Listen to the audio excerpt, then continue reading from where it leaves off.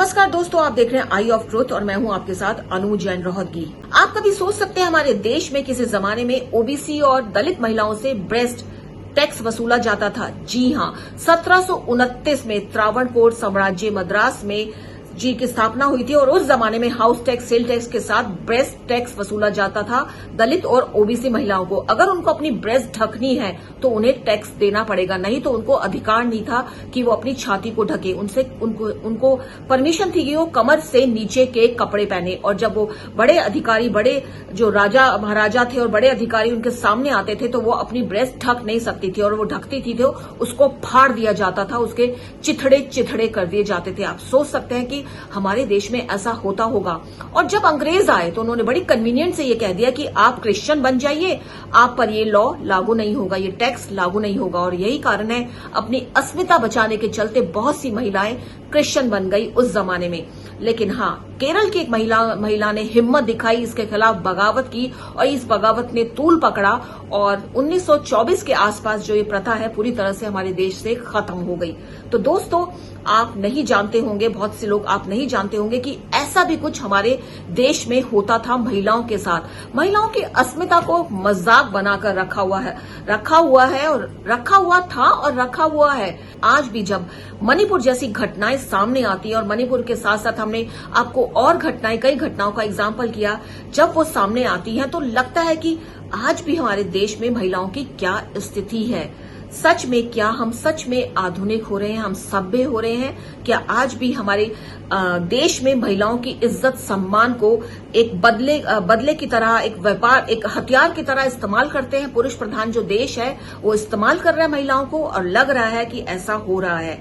किसी भी से हम बार बार यही कह रहे हैं कि जो इस तरह की जब घटनाएं सामने आती है तो साफ लगता है कि जानबूझकर महिलाओं को धकेला जा रहा है विवाद में, दूसरे आदमी को नीचा दिखाने के लिए, उससे बदला लेने के लिए। किसी को चिंता नहीं है कि मणिपुर में कि बेटियों को न्याय दिलाया जाए, वहां पे सुरक्षा कायम की जाए।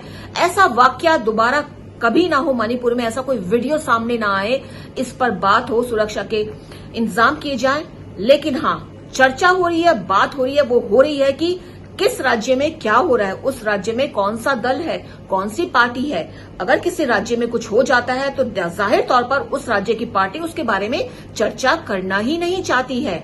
ये भी देखा जा रहा है कि महिला कौन से धर्म की है, कौन से समुदाय की है, कौन सी जाति की है, उसके आधार पर इस मुद्दे को तूल दी जाती है। मतलब यदि महिला की अस्मिता लुट जाती है, अगर वो बेइज्जत होती है, तो हमारी पॉलिटिकल पार्टी कम कोई नहीं है। हर कोई सबसे पहले ये देखता है कि वो कौन से राज्य की है, कैसे उस राज्य की सरकार को घेरा जाए इस मुद्दे पर, कैसे धर्म को, जाति को आधार बनाकर अपने वोट बैंक इकट्ठे किया जाए और इस बात की चर्चा की जाए।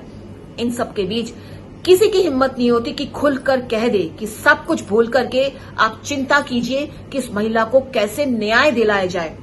और आपको बता दें दोस्तों, मणिपुर की घटना दोबारा ना घटित हो, इसके लिए सबसे पहले जरूरी है कि उन महिलाओं को न्याय मिले और दोषी को कड़े से कड़ा दंड मिले, जिससे दोबारा कोई इस तरह की हरकत करने से बाज आ जाए। निर्भया कांड हुआ, हर कोई देश भर में उसको लेकर के मातम मना, लोगों ने बहुत उसके बारे में बातें की। लेकिन क्या महिलाओं के साथ, बच्चियों के साथ बलात्कार की इस तरह की विभत्स घटनाएं रुकी? नहीं रुकी, क्योंकि सबने देखा कि निर्भया कांड के दोषी को सजा दिलाते दिलाते कितने साल बीत गए। कुछ जो है नाबालिग को छोड़ दिया गया, वो कहाँ है, किस हालात में है, कितनी और लड़कियों की जिंदगी बर्बाद कर चुका है, कैसा है, किसी को कुछ पता नहीं है।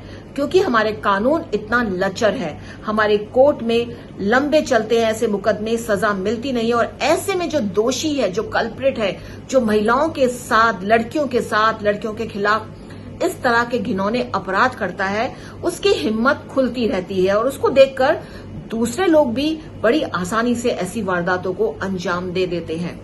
मणिपुर में जो हुआ ये सबक लेने वाला है और आज पूरे देश को एकजुट होना पड़ेगा और हमारी राजनीतिक पार्टियों को भी सबक सिखाने की जरूरत है कि आप इसमें कम से कम राजनीति मत घसीटें, पार्लियामेंट को चलने दें, संसद को चलने दें, जो भी मुद्दे हैं वहां पर उठाएं, जिससे आम लोग भी देखें कि सरकार क्या कर रही है, विपक्ष क्या कर रहा है इस मुद्दे पर, किस तरह से दोषी को कितनी जल्दी सजा मिलती है, कि एक एग्जाम्पल सेट हो कि ऐसा दोबारा कोई वीडियो देश से सामने ना आए।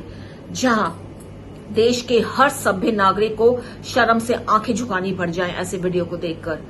दोस्तों, बहुत बड़ा मुद्दा था, इसलिए हमने सोचा कि आई ऑफ ट्रुथ को ये मुद्दा उठाना चाहिए, क्योंकि हर कोई बात कर रहा है मणिपुर की इस घटना की, और लेकिन इसके पीछे जो जड़ है, जो एक घटनाएं हो रही है महिलाओं के खिलाफ, इस पर भी चर्चा करनी जरूरी है। ध्यान देने की जरूरत है कि महिलाओं को अब आप आपसी झगड़ों में एक हथियार की तरह इस्तेमाल नहीं कर सकते।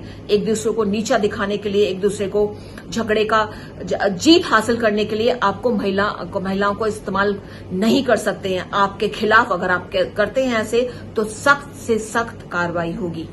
और उम्मीद है हमारा ये प्रोग्राम आपको पसंद आया होगा। दोस्तों, आप इस प्रोग्राम के बारे में जरूर लिखिएगा, हमको कमेंट कीजिएगा। हमारे मेल जो हमने आपको एड्रेस दिया है उसके बारे में आप लिखिएगा। हमारी कोशिश है आई ऑफ ट्रुथ में हम इस तरह के मुद्दे उठाते रहें जो समाज की इन भयंकर घिनौनी घटनाओं से जुड़े हैं और उनकी जड़ तक पहुंचे कि उसकी वास्तविकता क्या है और किस तरह से ये घटनाएं खत्म हो सकती हैं। सही और सटीक खबरों के लिए, सही और सटीक मुद्दों की जानकारी के लिए आप देखते रहिए हमारा चैनल आई ऑफ ट्रुथ। हमारे चैनल आई ऑफ ट्रुथ को सब्सक्राइब कीजिए यूट्यूब पर, इसे फॉलो कीजिए फेसबुक पर, इंस्टाग्राम पर, ट्विटर पर और कू पर।